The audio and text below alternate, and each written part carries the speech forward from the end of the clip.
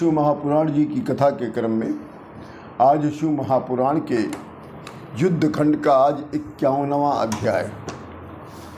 इस अध्याय का नाम है उषा चरित्र का वर्णन और शिव शिवा का विहार।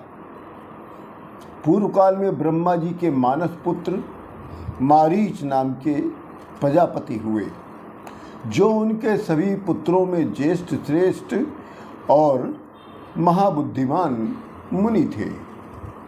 उनके पुत्र मुनि सत्रम महात्मा कश्यप हुए, जो इस सारे सृष्टि के प्रवर्तक हैं। वे अपने पिता तथा ब्रह्मदेव के अत्यंत भक्त थे। दक्ष की सुशील 13 कन्याएं भी थीं, जो महापतिव्रता थीं। वे कश्यप मुनि की स्त्रियां थीं।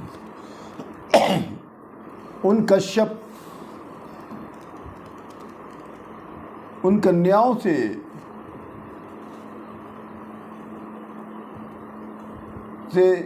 कई पुत्र पुत्रियां हुई, परंतु उन कन्याओं में सबसे ज्येष्ठ कन्या का नाम था दिति, जिसके पुत्र दैत्य हुए और कन्याओं से चराचर सहित देवताएं उत्पन्न हुए। ज्येष्ठ कन्या दिति से 2 महाबलवान पुत्र उत्पन्न हुए। जेठ पुत्र हिरण्यकशिपु और छोटा पुत्र हिरण्याक्ष। हिरण्यकशिपु के 4 पुत्र थे। 4 पुत्र हरद, अनुहराद, संघ्राद और प्रहलाद। इन सभी में से प्रहलाद भगवान विष्णु जी के भक्त थे। प्रहलाद का विनाश किसी दैत्य के पास विनाश करने का सामर्थ्य नहीं था। प्रहलाद के पुत्र का नाम विरोचन था, जो बहुत बड़ा दानी था, जिसने ब्राह्मण का रूप धारण कर इंद्र को अपना सिर दे दिया था। विरोचन के पुत्र का नाम बलि था।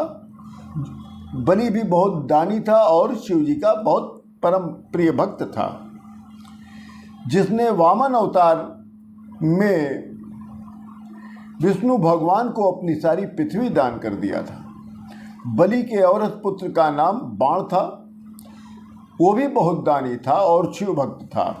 इस दैत्य बाणासुर ने अपने बल से सारी त्रिलोकी को जीत लिया था और शोणित नामक पुर में जाकर निवास करने लगा। बाणासुर के ऊपर शिव जी का इतना बड़ा अनुग्रह था कि जिस कारण देवगण उसके दास बन के रह गए। बाणासुर के राज्य में सब सुखी थे, परंतु देवता लोग बहुत दुखी थे। बाणासुर असुर कुल में उत्पन्न होने के कारण देवताओं का बहुत बड़ा शत्रु था। एक समय बाणासुर अपने 1000 बाहु से 1000 हाथों से ताली बजाते हुए शंकर भगवान के सन्मुख उनको प्रसन्न करने के लिए तांडव किया था। तो शंकर भगवान उसके तांडव से प्रसन्न होकर प्रकट हो गए। तब उसने शंकर भगवान को प्रकट देखकर उनको प्रणाम किया, उनकी खूब स्तुति की है और कहा है कि हे महादेव, मुझे वर दें कि मेरे इस नगर में मुझे ये वर दें कि आप मेरे इस नगर के अधिपति बनकर अपने पुत्रों और अपने गणों के सहित मेरे समीप ही निवास करें। तब भगवान शिव जी बाणासुर को वरदान देकर अपने पुत्रों और अपने गणों के साथ उसके पुर में निवास करने लगे। एक समय शिव जी ने दैत्यों और देवताओं के साथ क्रीड़ा भी किया, जिसे देखकर अप्सराएं नाचने लग गईं। मुनि लोग प्रणाम पूर्वक स्तुति करने लग गए। ऋषि लोग हवन करने लग गए। सिद्धों का समूह वहां आकर दैत्यों और देवताओं का कीड़ा देखने लग गया। मलेच्छ कुमारगी और कुतर्की विनिष्ट हो गए। सारे भय नष्ट हो गए।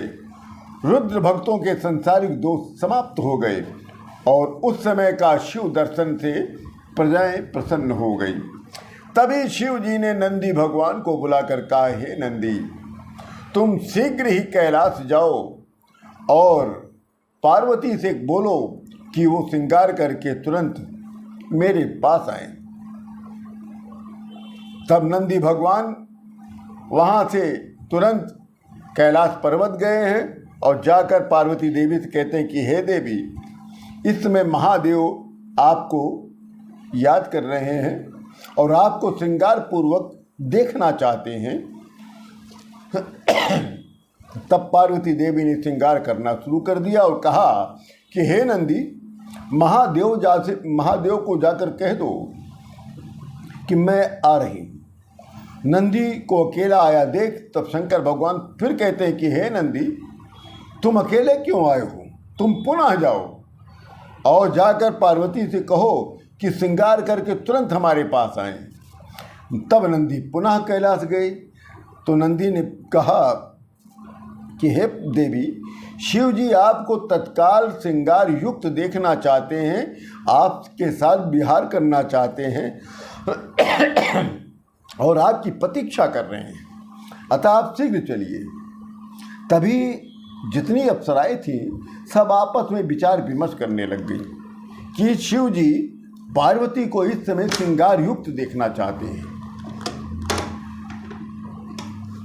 और इस समय जो नारी का शिव जी स्पर्श करेंगे वो नारी सभी नारियों में एक नारी होगी। इसलिए पार्वती का रूप धारण करके निश्चित ही शिव जी के पास हम लोग क्यों न पहुंच जाएं। तब कुंभांड की कन्या चित्रलेखा ने विचार किया कि वो पार्वती का रूप धारण करके शिव जी का स्पर्श कर सकती है। तब चित्रलेखा ने अन्य अप्सराओं से कहा कि केशव ने शिव को मोहने के लिए वैष्णव योग का आश्रय लेकर मोहिनी का रूप धरा था और उर्वशी ने जिस वैष्णव योग के सहारे अपना रूप परिवर्तित किया था, उसी प्रकार अपनी विद्या के सहारे घृताची ने काली का रूप धारण किया था, रंभा ने सावित्री का रूप धारण किया था, मेनका ने गायत्री का रूप धारण किया था और सहजन्या ने जया का रूप धारण किया था और पुंजिक स्त्री ने विजया का रूप धारण किया था और समस्त अप्सराओं ने मातृगणों का रूप धारण किया था। मैं भी इन सारे रहस्यों को जान गई हूँ। तब चित्रलेखा ने वैष्णव योग के प्रभाव से बाणासुर की कन्या उषा को पार्वती के रूप में परिणित करा दिया।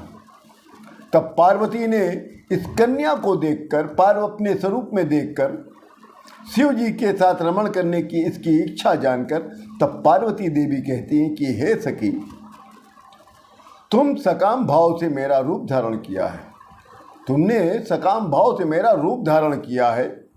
अब तुम इसी कार्तिक मास में ऋतु धर्मणी होगी। बैसाख मास के शुक्ल पक्ष में द्वादशी तिथि को अर्धरात्रि में तुम्हारे साथ जो व्यक्ति तुम्हारे साथ संभोग करेगा, देवगणों ने उसे तेरे पति के रूप में निश्चित किया है। उसी के साथ तुम सदा रमण करोगी, क्योंकि तुम बाल्यावस्था से विष्णु जी की भक्त हो। तब चित्रलेखा ने ऐसा ही हो कहकर लजा गई। तब शिव जी पार्वती के साथ रमण करने लगे और रमण करते करते वहीं पर अंतर ध्यान हो गए। इसी के साथ शिव महापुराण जी के युद्ध खंड का ये 51वां अध्याय पूर्ण होता है। आप सभी लोगों को राम राम।